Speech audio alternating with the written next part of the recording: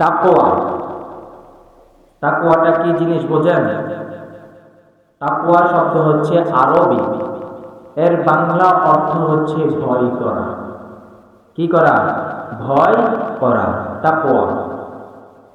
এই তাকওয়া মানুষের ঈমানের একটি সৌন্দর্য। এই ঈমানের জন্য একটি সৌন্দর্য হচ্ছে তাকওয়া। কি সৌন্দর্য হওয়ার জন্য? ঈমান সৌন্দর্য হওয়ার জন্য হচ্ছে তাকওয়া। এই তাকওয়াটা ধরেন একটি উদাহরণ, আপনি একটি বাজার থেকে একটি সুন্দর দেখে জামা কিনেছেন, জামাটা আপনি পরলেন, অবশ্যই আপনাকে কি লাগবে? সুন্দর লাগবে। তাকওয়াটা হচ্ছে এমন একটি জিনিস যে তাকওয়া আল্লাহ পাক রব্বুল আলামিন সূরা আল ইমরান 102 নম্বর আয়াতে সুন্দর করে তিনি বলে দিয়েছেন তাকওয়ার ব্যাপারে। এবং কোরআনুল কারীমে অসংখ্য জায়গার মধ্যে আল্লাহ পাক রব্বুল আলামিন এই তাকওয়ার ব্যাপারে, মুত্তাকিদের ব্যাপারে তিনি বলেছেন। তাহলে ঈমানের সৌন্দর্য হওয়ার জন্য সর্বপ্রথম দরকার হচ্ছে কি? তাকওয়া। এই তাকওয়া আমাদের একটি অত্যন্ত গুরুত্বপূর্ণ জিনিস। এই তাকওয়াটা যেমন জমিনের সৌন্দর্য হয় পাহাড়, নদী নালা, গাছপালা দিয়ে জমিনটা সৌন্দর্য হয়। আপনি দেখবেন যদি কোথাও ঘুরতে যান, আপনি ওই জায়গার মধ্যে ঘুরতে গেছেন, জায়গাটার সৌন্দর্য দেখা যায় হচ্ছে সৌন্দর্য দেখা যায় হচ্ছে পরিবেশ দেখে, মানে গাছপালা, ফুলের বাগান, বিভিন্ন কিছু দিয়ে ওই জায়গাটা, ওই যে জায়গার মধ্যে আপনি ঘুরতে যাবেন ওই জায়গাটা, এগুলো যদি থাকে ওই জায়গাটার সৌন্দর্য ফুটে ওঠে।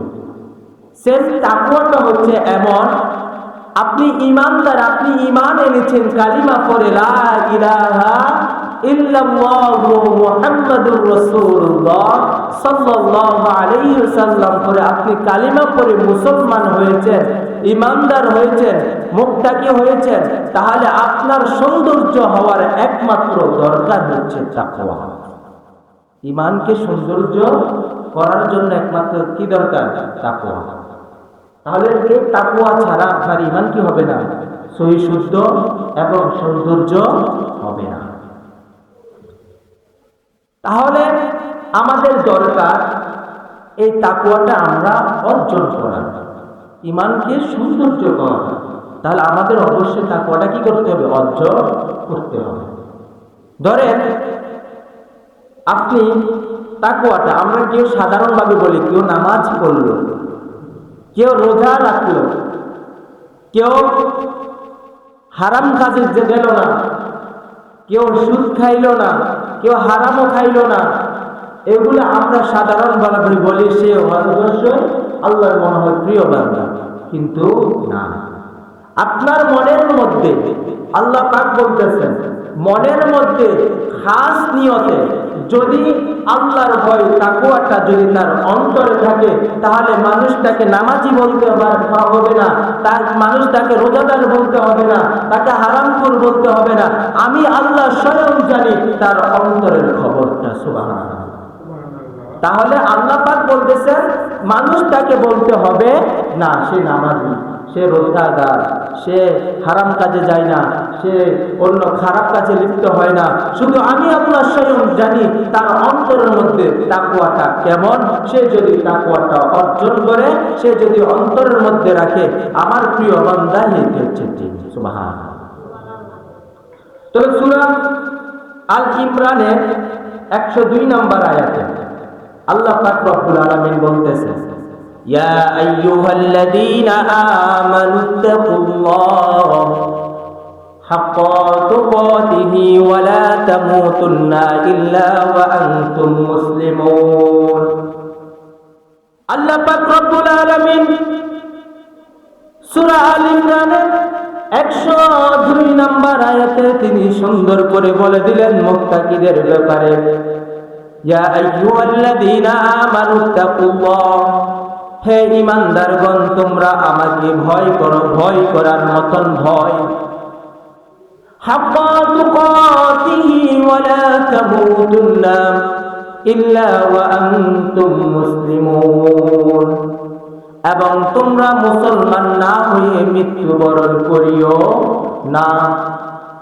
তাহলে আমরা সবাই মুসলমান। আল্লাহ পাক কেন আয়াতের মধ্যে বললেন হাক্কা তুকাতিহি ওয়া লা তামুতুন্না ইল্লা ওয়া আনতুম মুসলিমুন? তাহলে আল্লাহ পাক কেন এই আয়াতের মধ্যে তিনি উল্লেখ করে দিলেন তোমরা মুসলমান না হয়ে মৃত্যুবরণ করিও না? আমরা তো সবাই মুসলমান, আমরা তো মুসলমানের ঘরে জন্ম, আমরা তো মুসলমান হিসেবে আমরা ধর্মকে মেনে নিয়েছি ইসলাম। তাহলে আল্লাহ কেন এই আয়াতের মধ্যে বললেন তোমরা মুসলমান না হয়ে মৃত্যুবরণ করিও না? আল্লাহ পাক এই জন্য আয়াতের মধ্যে বললেন, কেন বলেছেন? আমরা জানি আমরা মুসলমান, কিন্তু আমাদের জন্য, মুসলমানদের জন্য যে কাজগুলো আছে সেগুলো যদি আমরা সঠিকভাবে না মানি তাহলে আমরা প্রকৃত কখনো মুসলমান নয়। আমরা নামে মুসলমান কিন্তু নামে কামে মুসলমান না। এই জন্য আল্লাহ পাক রব্বুল আলামিন এই আয়াতের মধ্যে বলে দিলেন হাক্কা তুকাতিহি হাক্কা তুকাতিহি ওয়া লা তামুতুন্না ইল্লা ওয়া আনতুম মুসলিমুন, তোমরা মুসলমান না হয়ে কখনো মৃত্যুবরণ করিও না। তাহলে আমাদের সর্বপ্রথম প্রকৃত মুসলমান হওয়া, এরপর বাকি কাজগুলো করা। তাহলে আমরা মুসলমান, কালিমা পড়েছি, মুসলমান হয়েছি। আপনি হিন্দুকে জিজ্ঞাসা করেন, হিন্দু কিন্তু কালিমা পারবে।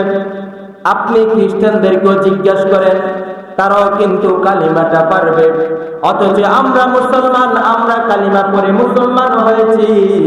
আমরা মুসলমানের ধর্ম, আমরা মুসলমানের ঘরের মধ্যে জন্ম, আমরা মুসলমানের সন্তান। তাহলে আল্লাহ যে বললেন তোমরা মুসলমান না হয়ে মৃত্যুবরণ করিও না, তাহলে আমাদের উচিত সর্বপ্রথম প্রকৃত মুসলমান হওয়া। প্রকৃত কি করতে হবে? মুসলমান হইতে হবে, এরপর মৃত্যুবরণ করিও। হাক্কা তুকাতিহি ওয়া লা তামুতুন্না ইল্লা ওয়া আনতুম মুসলিমুন। আল্লাহ সর্বপ্রথম বলেছেন ইয়া আইয়ুহাল্লাযীনা আমানুত্তাকুল্লাহ, তোমরা আমাকে ভয় করো, ভয় করার মতন ভয়। এরপর বললেন মুসলমান না হয়ে মৃত্যুবরণ করিও না। তাহলে ভয়টা কেমন হবে? আপনি আল্লাহকে ভয় করেন, কখনো ফজরের নামাজ আদায় করেন নাই। আপনি আল্লাহকে ভয় করেন, কিন্তু আপনি কোনটা হারাম কোনটি হালাল সেটা মানেন নাই।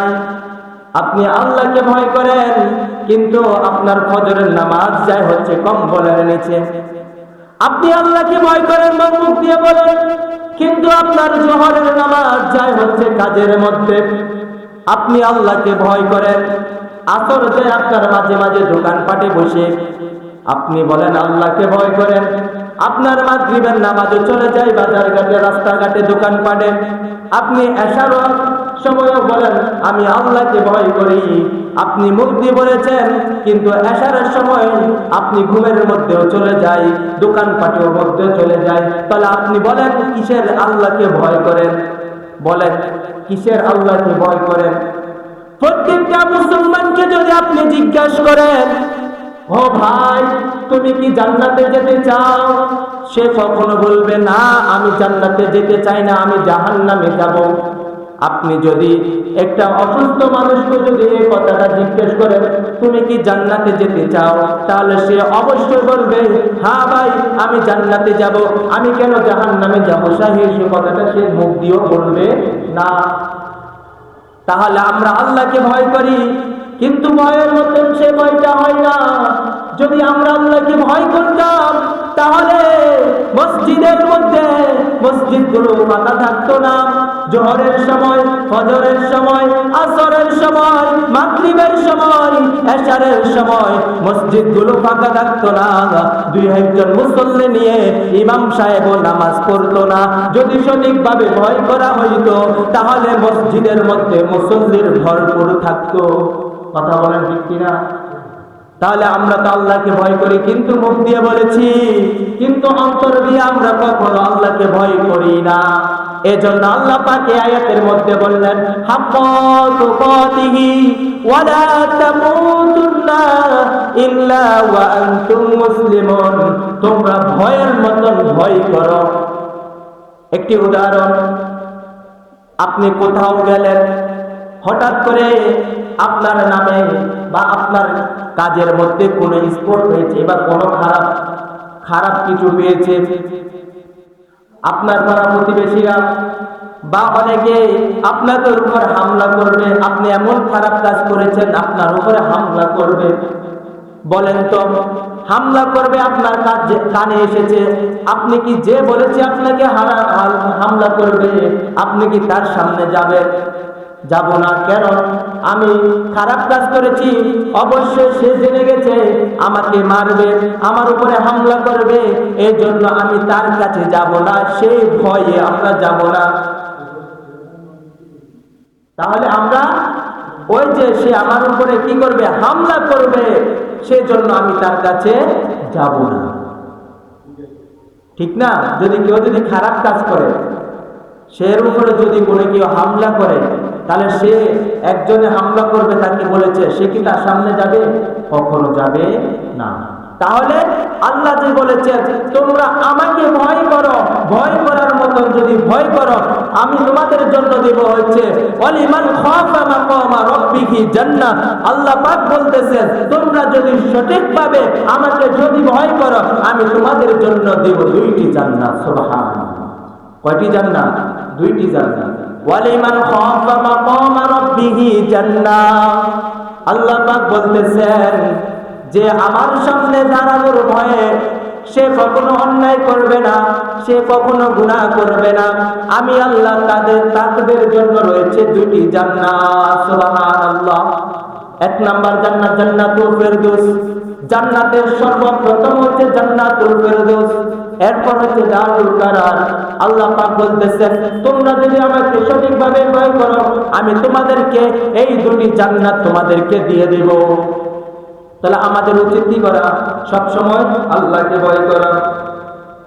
এরপর আল্লাহ পাক রব্বুল আলামিন সূরা হুজুরাতের 13 নম্বর আয়াত আল্লাহ পাক বলতেছেন মুত্তাকিদের ব্যাপারে।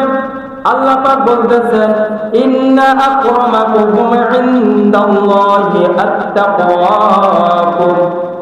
আল্লাহ পাক বলতেছেন তোমাদের মধ্যে মুত্তাকিরাই আল্লাহর কাছে বেশি সম্মানিত। সুবহানাল্লাহ।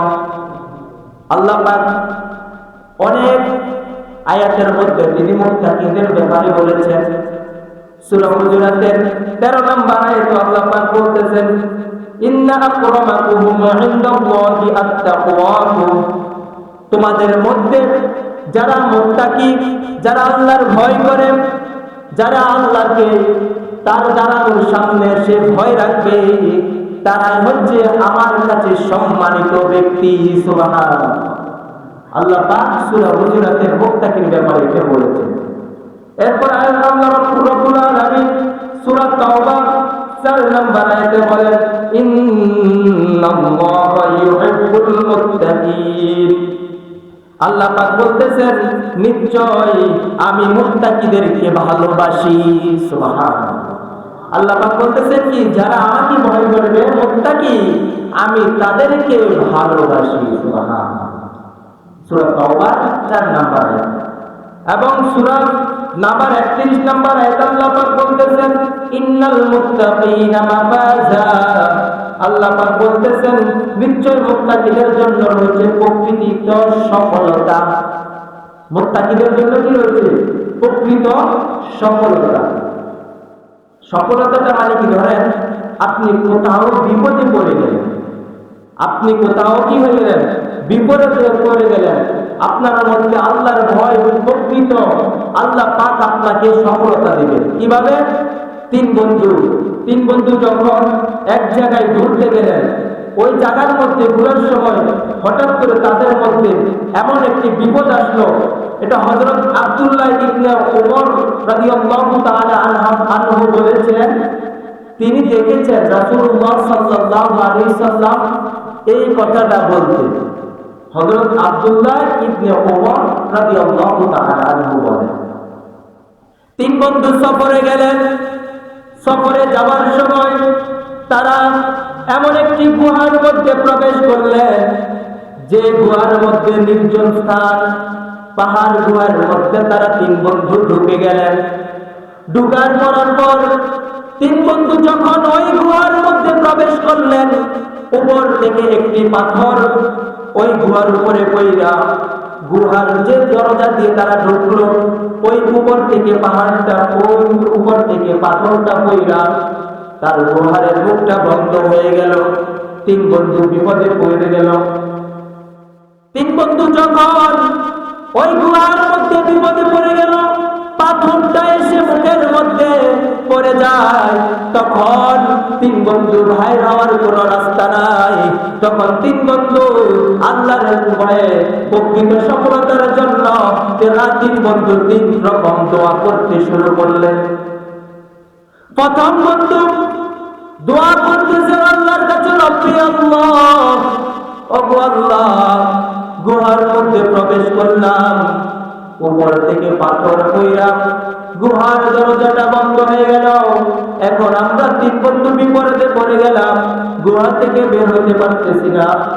আল্লাহ গো, আমার একটি সব আছে, আমার একটি নেক আমল আছে, যে নেক আমলটা আমি দুধের ব্যবসা করতাম।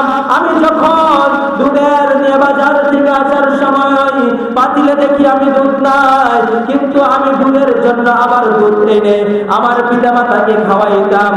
আমার পিতামাতাকে যেদিন আমি ওই দুধের পেয়ারা আনলাম, আনার পর আমার পিতামাতা দেখতেছি ঘুমাই গেল। পিতামাতা ঘুমাই গেল, আমি তাদের রুমে গিয়ে ওই দুধের পেয়ারাটা নিয়ে আমি পিতামাতার মাথার সামনে দাঁড়িয়ে আছি।